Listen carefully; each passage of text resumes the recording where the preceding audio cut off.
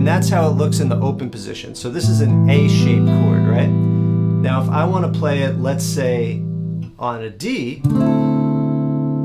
it looks like this, because I take that nut and I use my finger to replace the nut and put it up on the 5th fret. Hey everybody, Gary here with Guitar Tricks, and in this video I want to share with you 5 of my favorite unusual chords. So the word unusual is a relative term, because if you listen to styles like modern jazz, neo-soul, R&B, some of these chords will be a little more common, but I think they sound really cool on their own and I want to share them with you. Before we get into the lesson, please go ahead and click subscribe so that you get all the latest and greatest content from Guitar Tricks, and if you want to be notified of any new lesson, be sure to tap the bell. Alright, so a few of these chords are sus chords, and what that means is that they're neither major or minor. They don't have the all-important third. So in a normal chord we have a root, a third, and a 5th. That's our basic triad.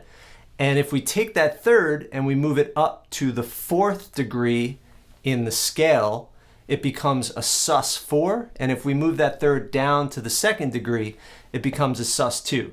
And we did a whole video on sus chords, which we'll link right here.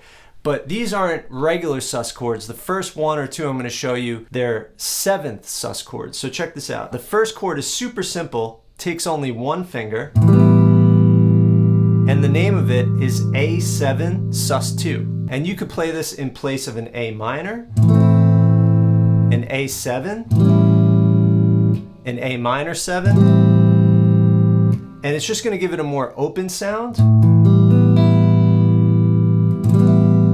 And that's how it looks in the open position. So this is an A-shaped chord, right? Now if I want to play it, let's say on a D,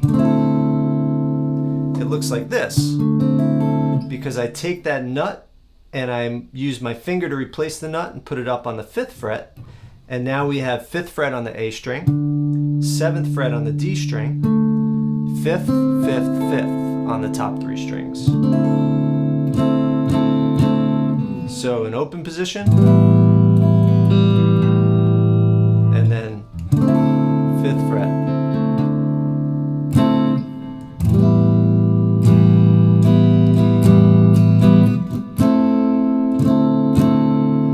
So it's neither major or minor, but it has a minor 7th, right? Because when we just say 7 sus 4, we're referring to the dominant 7, which is a minor 7th. So here we have root, 5th, 7th, sus 2, 5th. Same here, root, 5th, 7th, sus 2, 5th.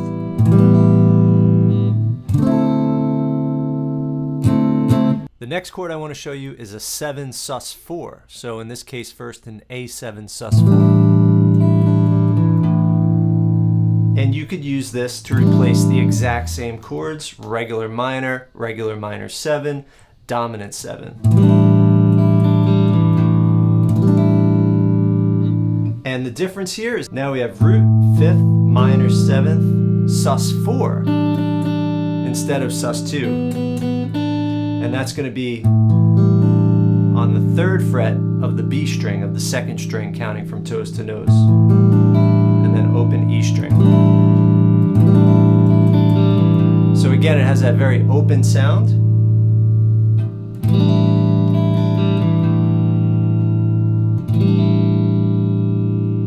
And then if we play it up on the 5th fret, it sounds like that.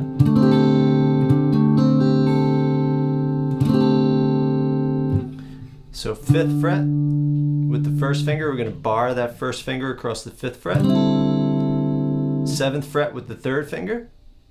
5th fret again with the bar, and then pinky on the 8th fret of the 2nd string.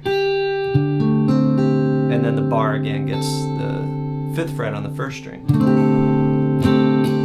So if we went back and forth between those two,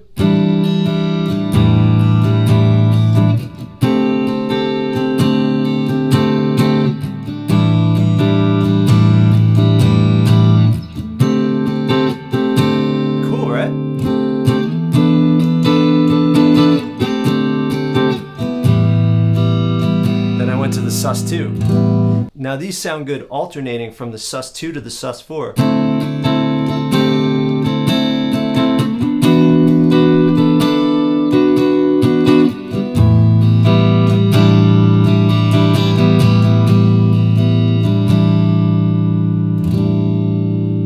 All right, the next one is going to be E position. So we called this A position, right? Because this is an A chord or an A minor, and then all those voicings were made around that A voicing, right? This is the A shape bar chord right here because it looks like an A. And then these voicings were variations of that A shape. And now we're going to do E shape for the next one. All right, so what this chord is a G over A. Sounds really simple, right? We just have a G triad, right? If here's our G, 1, 3, 5, but over an A. So we could think about it as it's just the second note in the scale over the triad. So you can almost think of it as a G add 9 with the 9 in the bass, but that's not how it's usually used. We could also think of it as root minor 7, 2, 4. So it's almost like a super sus chord. So even though we're calling it G over A, we're going to think of it as some sort of an A. And again, we could use this one in place of A7, A minor 7. It could work for all those chords. So instead of playing, we could play. And it just sounds cool on its own. So one thing you can do is just move it around.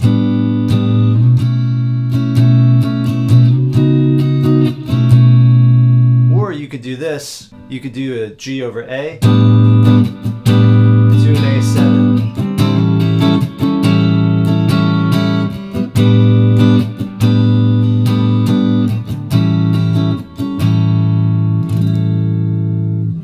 The next two I want to share with you, we're just going to play the top 4 strings, so no E and A string.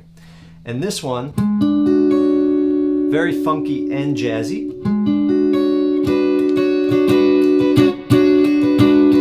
And this one is an E13. We have the third. We're not going to play the root. There's the root. We're going to play the third. We're going to play the minor 7th, 9th, 13th. Now you could go like this. You could add the root. There's a E9, and you could just bar that third finger. There's a full E9. Root, third, minor, 7th, 9th, 5th. And then just add the pinky. Or to make it easier, and a lot of time funk players leave out the lower strings, you just do it like that.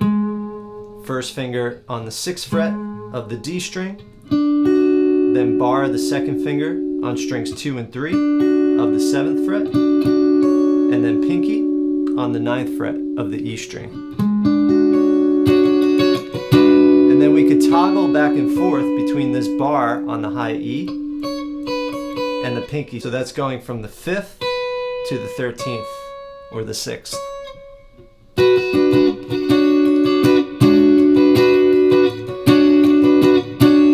And this you could use in place of an E7.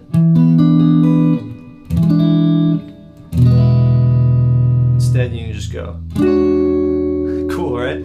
Regular E7 and this chord.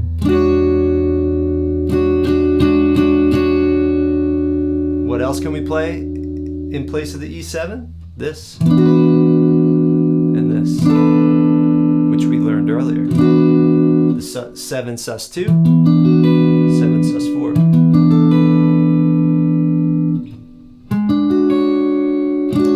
Play all those. All right, and then the 5th one is one of my favorite chords. It's one of the first really jazzy chords I came to love listening to Lenny by Stevie Ray Vaughan. This chord is used in that song. I'm not going to teach you that song. I'm just going to show you a chord that is in that song along with hundreds of other songs, but it's a great chord. and this is also an E. And the full chord looks like this, but it's really kind of a pain to play, so you can just play the open E string, skip over the A string, or skip over both open strings and just play this. So what it ends up being is the third of the chord, root third, the major seventh, the third, again, right? And then the sixth, which we can call the 13th. So we have third, major, seventh, third, 13th. And it sounds really good with the E. With the open E. And then give it a little whammy action. And like all the other chords, you can move this around.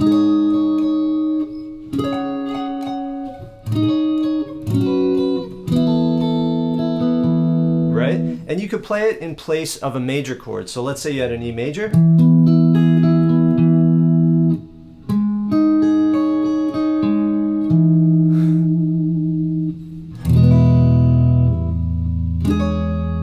So let's say you have a big ending on a song in the key of E.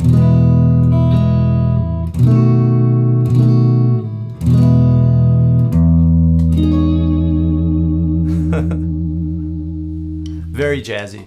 All right, everybody, so that was just 5 of my favorite unusual chords. I hope you have fun with those, experiment with them, see which ones you like best, see if you could sneak them into songs or chord progressions that you already know.